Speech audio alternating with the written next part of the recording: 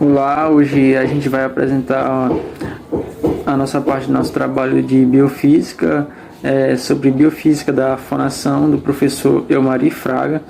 E os alunos são Aline Souza, Débora Kelly e eu, o Alisson Araújo.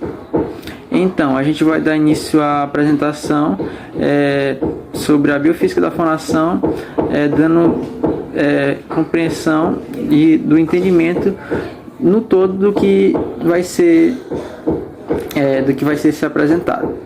Então, a fonação ela vai estudar a produção dos sons, tanto da fala como outros sons também que não são envolventes da linguística e entre outras coisas, outros aspectos. Então, a fonação, a fala e o canto são coisas que é uma coisa evolutiva do homem, que é um modo de expressão, um modo de interagir, que vai expressar ideias, formas, o pensamento.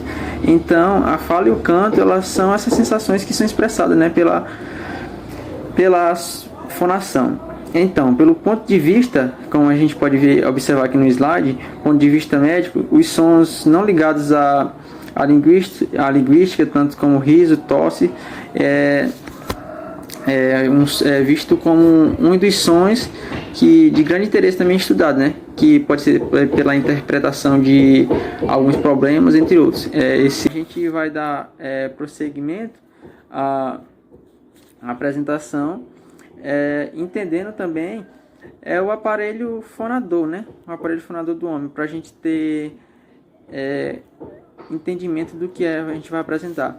Então, a gente vai ter aqui basicamente essa anatomia aqui do aparelho fonador, do homem, o que vai envolver tudo. Então, a gente vai apresentar cada parte. Então, aqui primeiramente a gente tem as fossas nasais, Então, o que basicamente são as fossas nasais?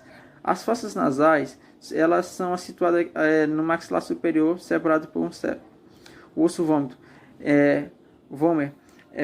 Então, essas fossas nasais é onde vão ser produzidos os sons nasais, os fonemas, os sons nasais. Então, a gente vai ver agora no próximo slide que tem outro dessa anatomia aqui. A gente pode ver a boca, e ela vai ter alguns anexos. Então, a gente vai ter que ver e compreender que a boca ela é um órgão modulador dos sons, que ela tem vários anexos, como a gente vai ver mais à frente, como a língua, o palato, que são os palatos, tem os palatos duro, o palato mole, a úvula, os dentes, os alvéolos dentários, os lábios, as bochechas. Então, a boca ela é bem importante por modular os sons. Então, a gente vai ver agora aqui, nesse próximo agora, que a gente vai ter a úvula. Então, a úvula é aquele tipo um sininho, que fica no céu da boca, que é chamado palato. Então, a úvula, ela tem um papel muito importante para direcionar os sons, porque ela vai distinguir se a gente vai ter fonemas nasais ou sons nasais ou fonemas orais. Então, ela vai distinguir isso, caso ela esteja levantada contra a parede da faringe, aí o ar vai sair pela boca, ela vai produzir fonemas orais e assim vice-versa. Ela tem esse papel de movimentar.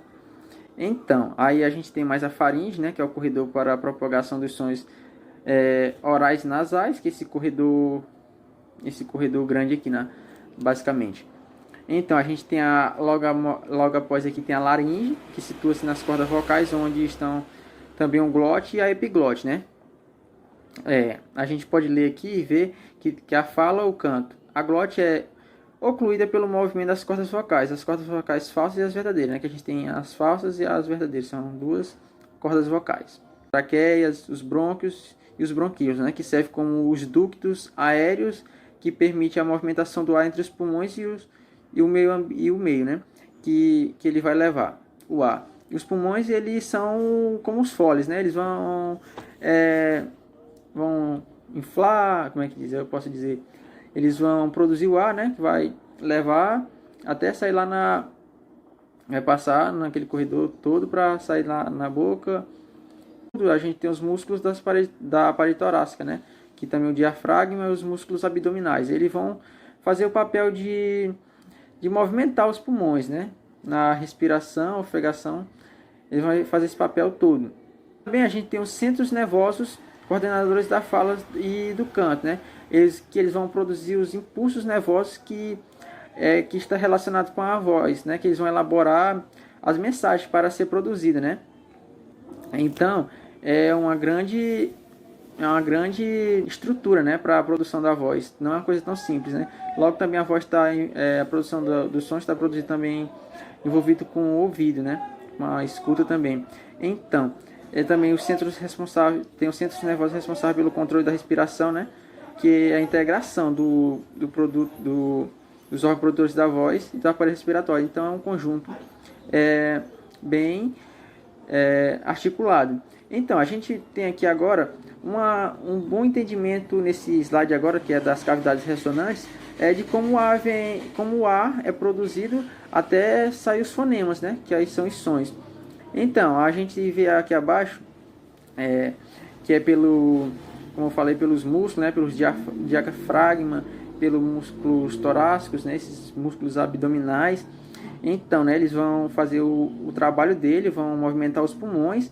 Aí o ar vai passar pela traqueia, né? Pela traqueia, os brônquios, bronquíolos. Aí vai passar pela traqueia, na faringe. Aí o palato vai só fazer o papel de direcionar tanto a cavidade nasal, cavidade oral e fazer o papel de produzir o som. Então, logo a minha amiga vai dar continuidade à parte dela. A produção da voz, vibração das cordas vocais. O som que é criado nas nossas cordas vocais, ele é produzido pela fragmentação da corrente aérea. Então, quando respiramos, as nossas cordas vocais, elas ficam abertas para permitir tanto a entrada como a saída do ar. Os sons vocálicos, eles se devem às contínuas interrupções da coluna de ar, né? E que se movimentam os nossos tubos respiratórios. Então, quando produzimos a voz, as nossas cordas vocais, elas vão se aproximar, né? O ar, então, vai passar entre elas, né? As nossas cordas vocais. Vários fatores de natureza biofísica, eles interferem na vibração das cordas vocais, como o gradiente de pressão. Então, quando falamos ou cantamos, o tempo de expiração ele vai ficar muito longo e já o tempo de inspiração vai ficar mais curto. Isso acontece porque durante a nossa inspiração, os nossos pulmões vão ser comprimidos pelos músculos respiratórios e o ar dos alvéolos e das vias aéreas ele vai ser empurrado contra as cordas vocais, que já estão fechadas, né? Assim a pressão vai subir em todo o sistema respiratório e isso acaba criando o gradiente de pressão.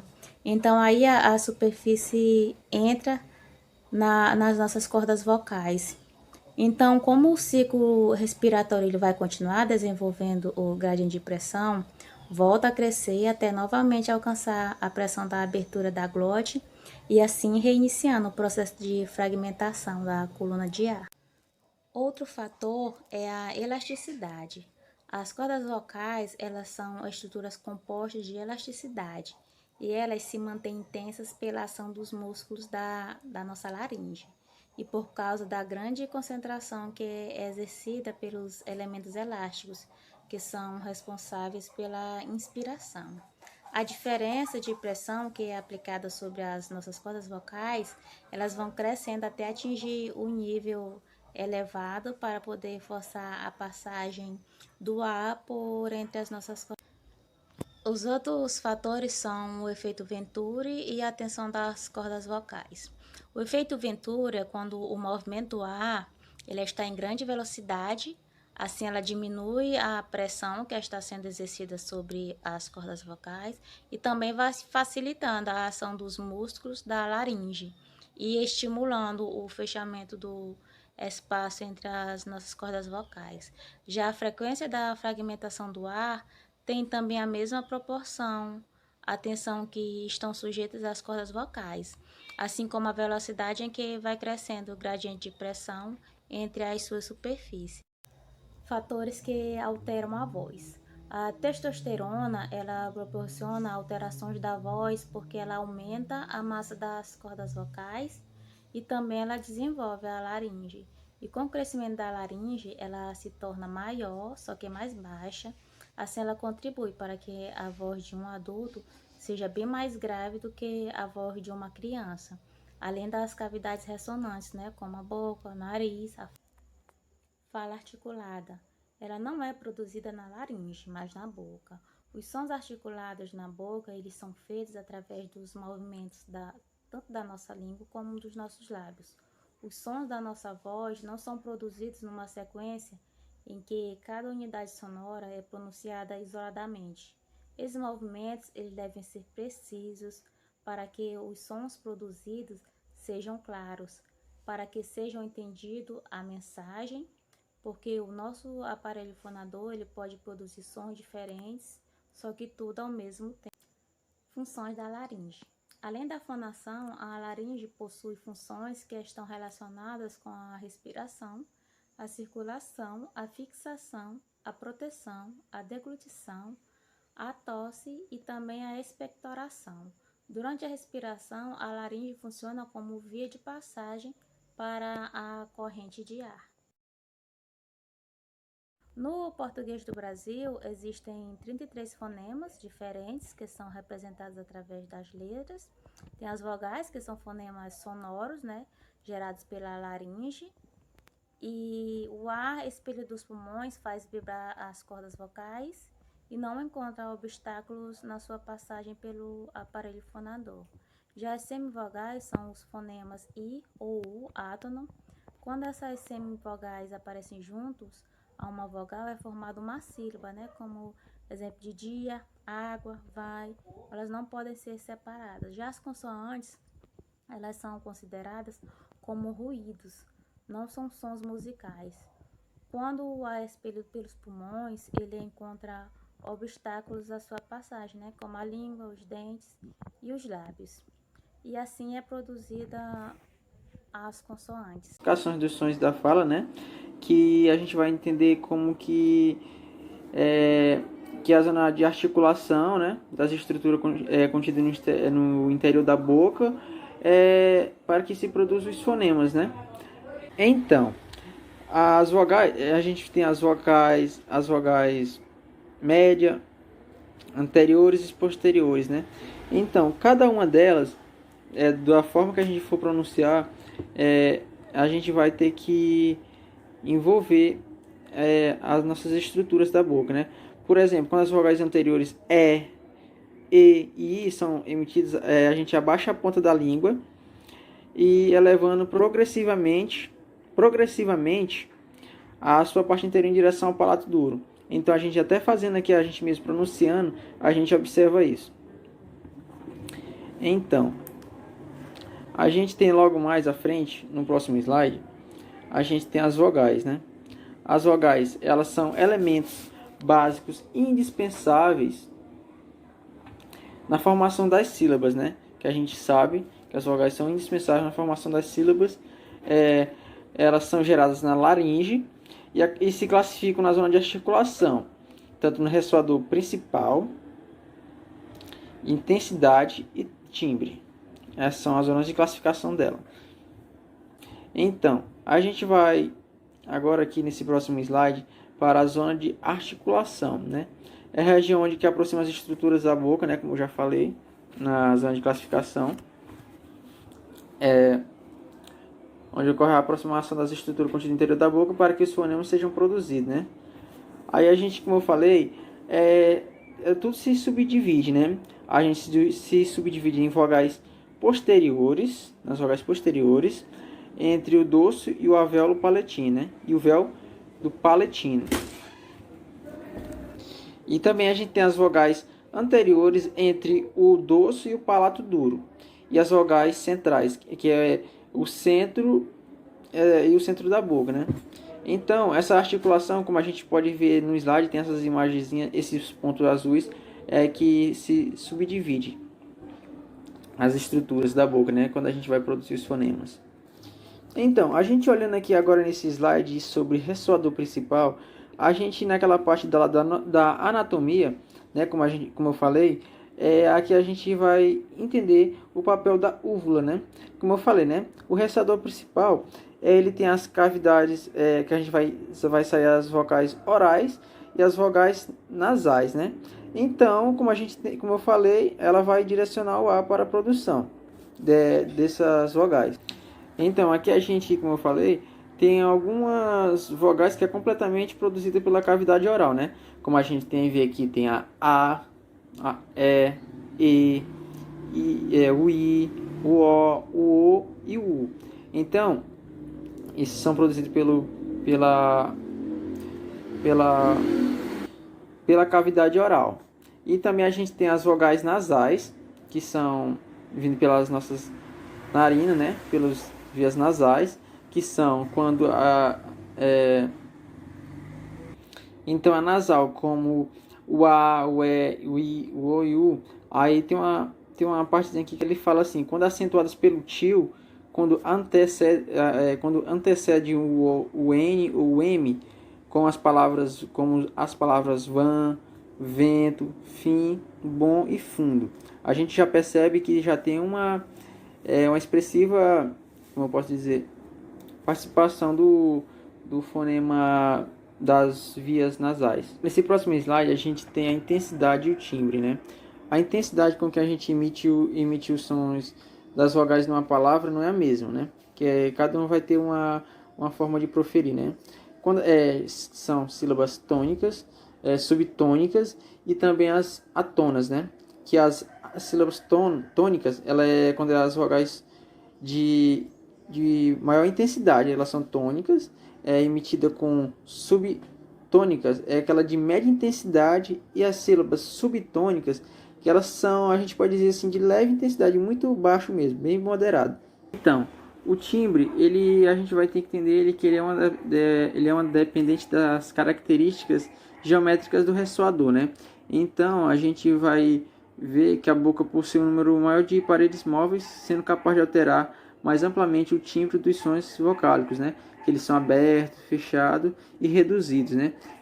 Até a gente mesmo pronunciando, a gente pode ver, né? Que tem aberto aqui a, E, O. E fechadas que é E, O e I. E reduzidas são as vogais atonas, que são tanto as nasais como as orais. Revela, bule, então, amei e rato. Para a gente ver isso, é o modo que a gente vai pronunciar cada vogal, né? Independentemente da forma que ela for, aberta, fechada. Nesse slide aqui a gente tem as consoantes, né? As consoantes mesmo, elas são divididas em oclusiva e constritivas, né? Oclusiva é quando ocorre impedimento completo ao fluxo da saída de ar pela boca, e a constritivas é quando ocorre impedimento parcial parcial a expulsão do ar pela boca, né? Sendo constritivas, são fricativas, vibrantes e laterais. As fricativas são quando o ar é expulso por um condutor oral estreito pelos lábios quase fechados, né? Por exemplo, F, V, C cedilha, S, Z e J, né? Quando a gente já percebe que nossos lábios já ficam um pouco mais fechados, né? E as vibrantes é quando o ar sai ao vibrar de modo, né? Quando a gente pronuncia, como o R, já vai dar uma vibrada, né? Bem observado isso. E laterais, quando a língua fica em contato com o palato, né? Com o céu da boca, até obstruir o canal central da boca. Assim que deixando que o ar sai pelos canais próximo às bochechas, né? Como o L, o LH. Então são essas três. A gente vai ver nesse slide agora os pontos de articulação, né? Os pontos de articulação é nada mais a junção como a gente pode ver nesse slide, que tem de A a F tem os pontos com a junção, como eu falei, bilabiais, que são os lábios, mais lábios, né, que é P, B e M. A gente pronunciando, a gente pode compreender isso. Lábios dentais, que envolve os lábios e os dentes superiores, com a forma do F e V. E língua último, a gente tem aqui as vibrações das cordas vocais, né? Que quando a vibração das cordas vocais, por exemplo, B, D, G, V, Z e J. A gente pronunciando longamente, a gente percebe que as cordas vocais da gente vai vibrar.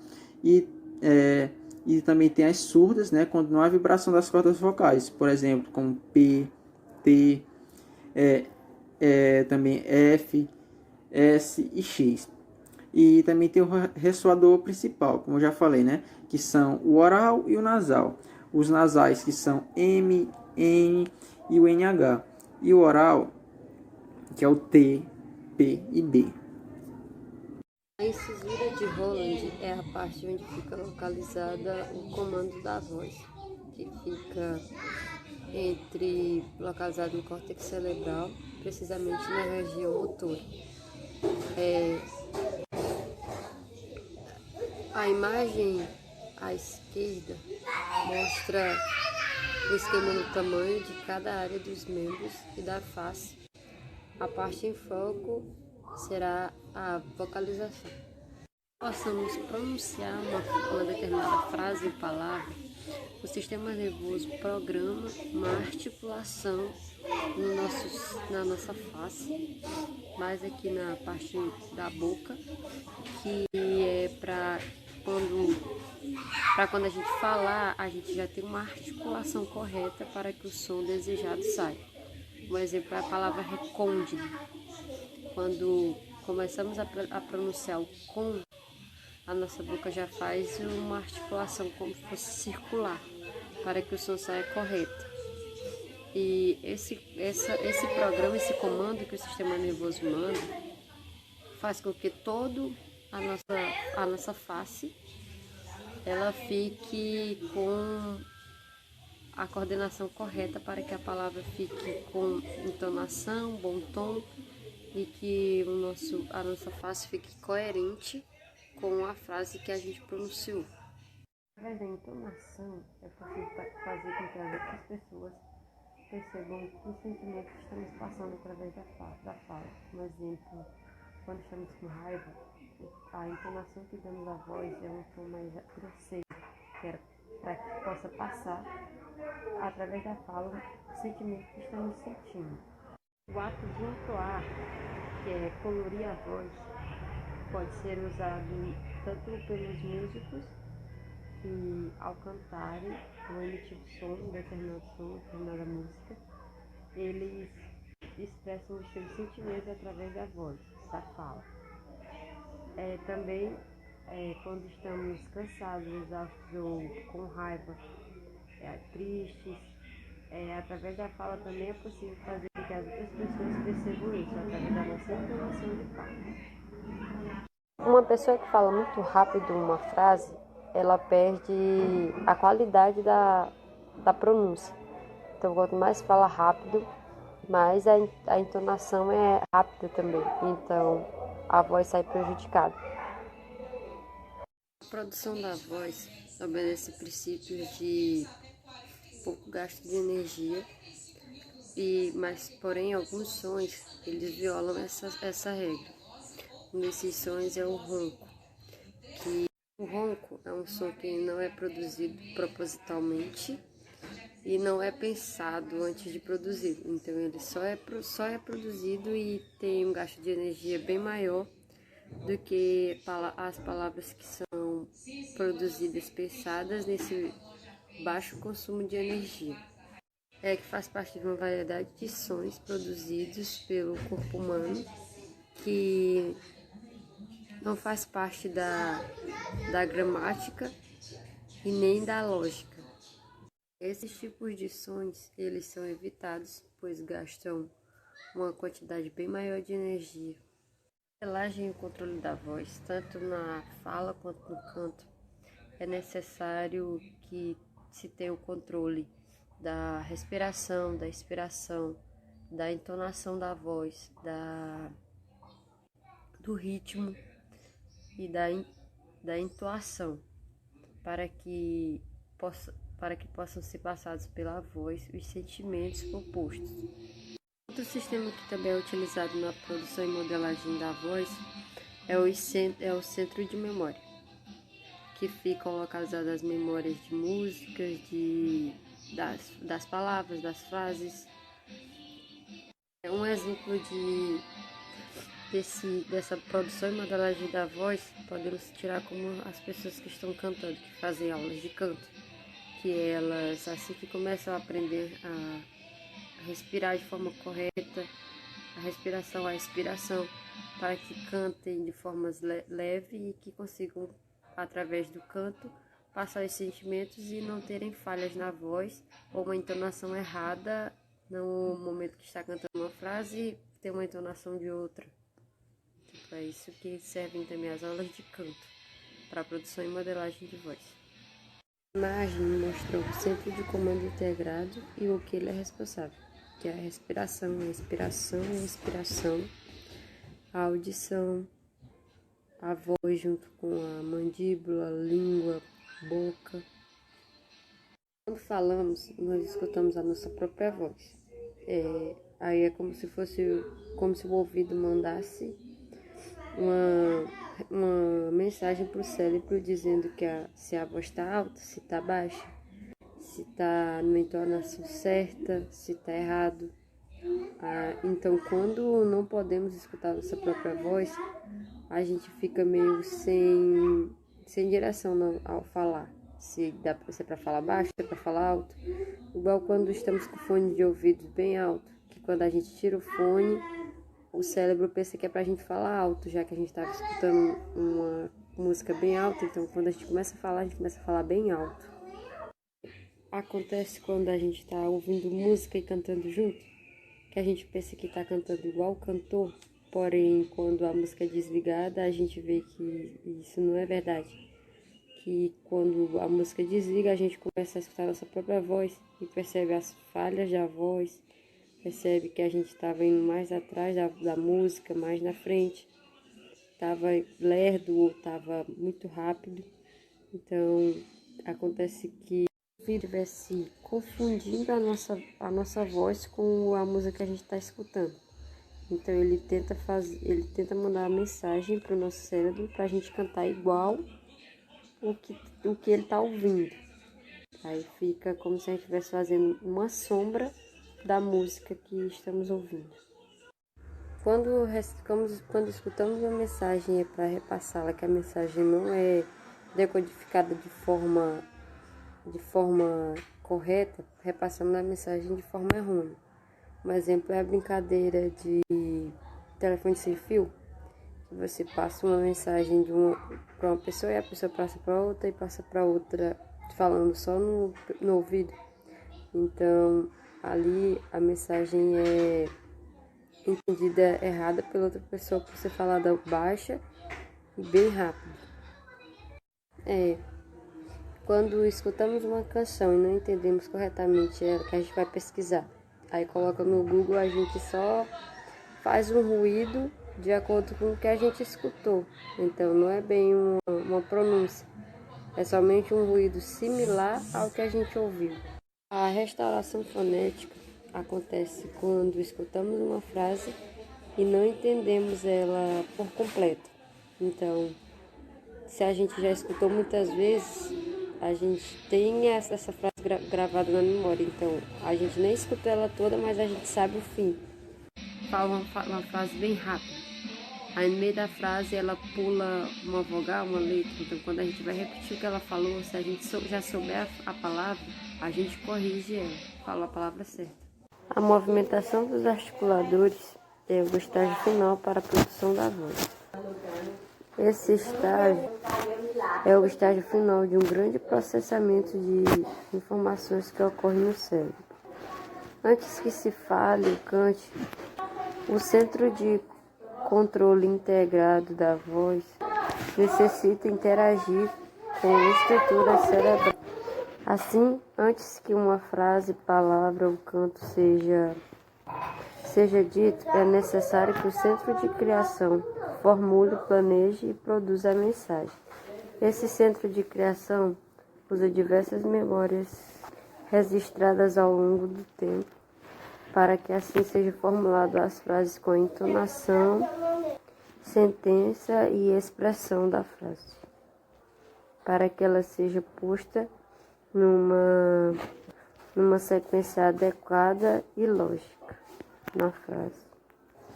A velocidade com que tomamos decisões e que tenhamos ideias é muito maior do que a que possamos falar e cantar. Então é preciso que temos